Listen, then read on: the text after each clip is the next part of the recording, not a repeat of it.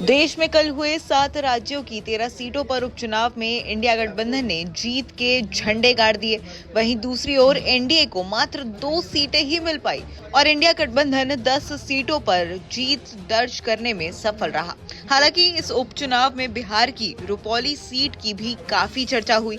इस सीट से निर्दलीय उम्मीदवार शंकर सिंह ने जीत दर्ज करके सबको चौंका दिया, जबकि जेडीयू के कलाधार मंडल दूसरे नंबर पर और आरजेडी की उम्मीदवार बीमा भारती तीसरे नंबर पर रही। वहीं रुपौली में निर्दलीय उम्मीदवार की जीत पर पप्पू यादव ने जेडीयू को जमकर घेरा है। पप्पू यादव ने कहा, बीजेपी के हार्ड वोटर्स ने भी उनके उम्मीदवार को वोट नहीं दिया, जो कि बहुत बड़ी बात है। बीजेपी का जो हार्डकोर वोटर था, एक भी वोट जदयू को नहीं दिया। 10 वोट भी राजपूत समाज के लोगों ने जदयू को नहीं दिया। पहले भी जब चिराग जी लड़े थे तो जदयू को बीजेपी का वोट नहीं मिला था, आरजेडी को भी वो वोट नहीं मिलता। यह दोनों आदमी से मैं जानना चाहूंगा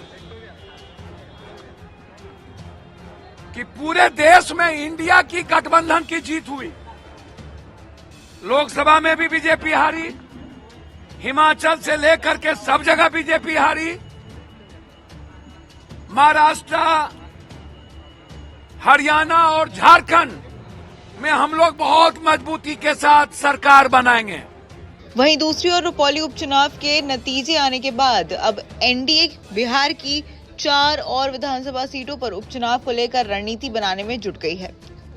वहीं बिहार की जो 4 सीटें खाली हुई हैं, उनमें तरारी, रामगढ़, जहानाबाद और इमामगंज विधानसभा सीटें शामिल हैं।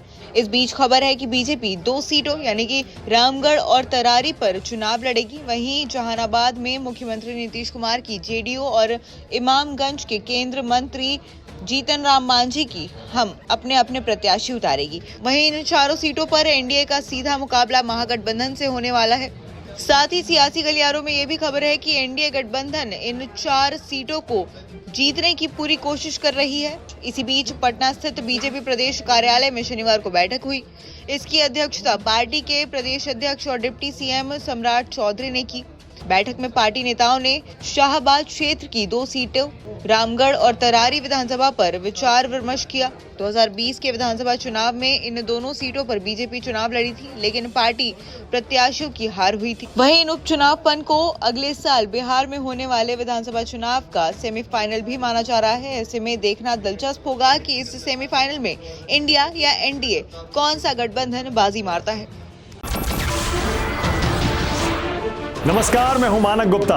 अगर आपको हमारा ये वीडियो पसंद आया हो तो इसे लाइक और शेयर जरूर करें और हाँ, हमें सब्सक्राइब और फॉलो करना ना भूलें ताकि आप देश और दुनिया की कोई खबर मिस ना करें।